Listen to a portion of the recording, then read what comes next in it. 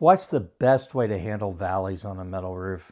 I'm Todd Miller with Isaiah Industries, manufacturer of metal roofing, and this is another metal roofing education and insights video for architects and contractors. Of course, valleys occur when the geometry of a building has two adjoining roof planes coming together at a 90-degree angle, or it could be different than a 90-degree angle depending upon the design, but basically an inside corner situation.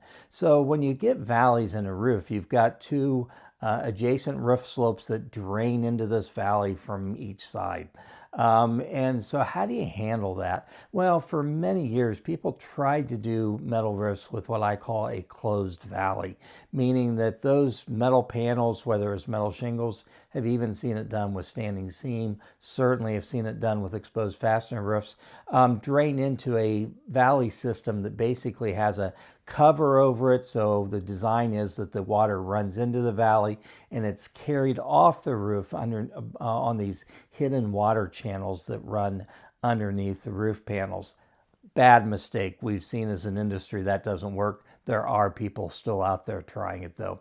The problem with that sort of closed valley is that it will eventually clog up with roof debris. I don't care how clean you think the job is or the area is, it will eventually clog up with dirt and debris.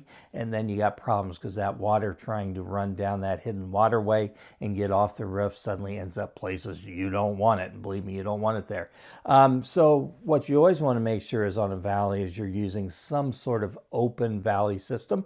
And I describe this as something where water, debris, everything is carried on top of the roof surface rather than in any sort of hidden channel beneath the roof surface.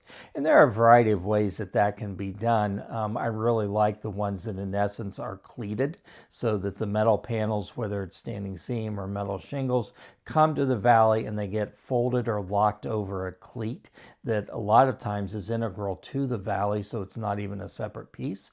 And that way, again, everything is clean, everything stays on top of the roof surface, and you don't have problems with this clogging over time. They can even clog with ice and snow as well when you get into these closed valleys. I've seen whole closed valleys ripped out by ice and snow accumulation. So feel free to look me up, Todd Miller, metal roofing expert. I'm on LinkedIn. Drop me an email, todd.miller@isaiahindustries.com.